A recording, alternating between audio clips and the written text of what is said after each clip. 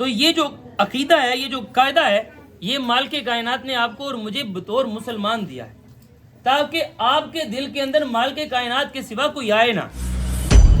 باہر کیا صحیح تو آپ نے کرنی ہے، یہ تو قرآنی قاعدہ ہے، آپ کوشش کریں گے تو ہی اس کا بدلہ ملے گا۔ قرآن ہر زبان پر کے نام سے آج میں نے آپ کے لیے سورۃ زمر کی آیت نمبر 38 چنی ہے۔ 38 کا چھوٹا سا سیکٹر۔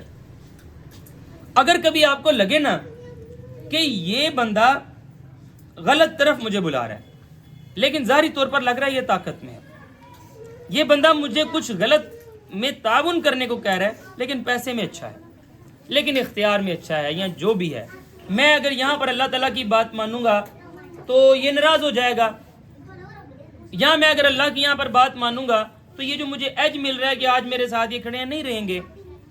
اگر آپ کو کبھی ایسے کا کوئی ڈاما ڈول والا معاملہ لگے نا، یعنی آپ ضرر اور نفع کا کسی اور بندے کو کچھ سمجھ لیں، اللہ کے سوا کسی اور کو سمجھ لیں کہ یہ چاہے تو نقصان دے سکتا ہے، اللہ کے سوا کسی اور کو سمجھ لیں کہ یہ چاہے تو مجھے نفع دے سکتا ہے، یہ اختیار جب مال کے کائنات سے کسی اور کو ٹرانسفر ہونے لگے، آپ کبھی کوئی ایسا فیصلہ کرنے لگے جب اللہ کو چھوڑ کر کسی اور کو سوچ کر فیصلہ ہو رہا ہے، تو آپ نے سورۃ زمر کی اس آیت کا وظیفہ خاص طور پر کرنا ہے، حسبی اللہ، میرے لیے اللہ ہی کافی ہے، حسبی اللہ، میرے لیے اللہ ہی کافی ہے، حسبی اللہ، میرے لیے اللہ ہی کافی ہے۔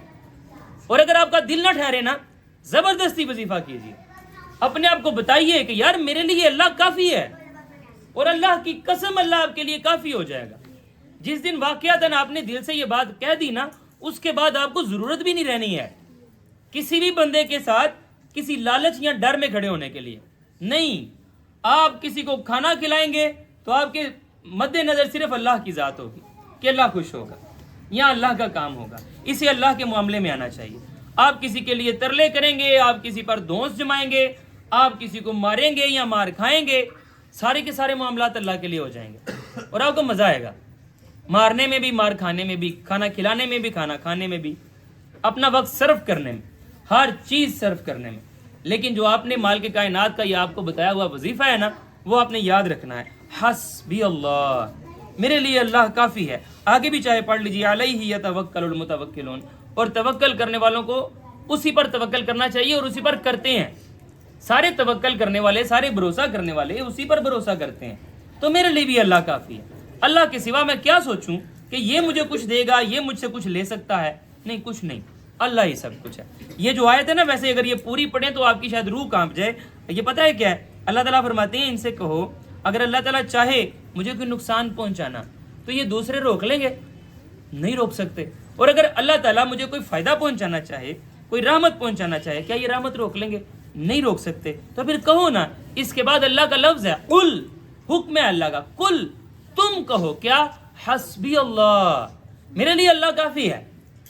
اب اگر آپ نے جانا ہے تو پھر السلام علیکم، یعنی اگر اس وجہ سے مجھے چھوڑ کر جانا ہے کہ میں تمہیں کہہ رہا ہوں یار میں اللہ کی نافرمانی نہیں کروں گا، یہ یار میرے سامنے آیت ہے، میں کیسے تمہارے ساتھ کھڑا ہو جاؤں؟ اگر اب تم کہہ رہے ہو میں نے جانا ہے تو حسبی اللہ، تم کیا ہو، میرے لیے اللہ کافی ہے۔ جب آپ دل سے مال کے کائنات کو کافی کہیں گے تو یار ایک بندہ ہو نا صرف نسلی، تو وہ نہیں ساتھ چھوڑتا، تو کیا اللہ آپ کا ساتھ چھوڑ دے گا؟ وہ تو خود کو کہتے یہ شکور ہے کہ وہ بڑا قدردان ہے، اور آپ جانتے ہیں کہ وہ قدردان تو ہے۔ امید ہے آپ میں سے ایسی مجھے شکلیں نظر آ رہی ہیں جو اس بات کو پرسنلی ایکسپیرینس کر چکی ہیں کہ واقعتاً اللہ قدردان تو ہے۔ ہم تھوڑا سا دیتے ہیں، دیتے کیا ہیں اسی کا دیا ہوا ہے، تھوڑا سا کوشش کرتے ہیں جھوٹی موٹی کی، وہ اس قدر نواز دیتا ہے کہ حد کر دیتا ہے، حد تو ہماری ہو جاتی ہے، اس کی طرف سے کیا حد نہیں۔ تو بار کیف حسبی اللہ، کہیں ایک مرتبہ حسبی اللہ، میرے لیے اللہ ہی کافی ہے۔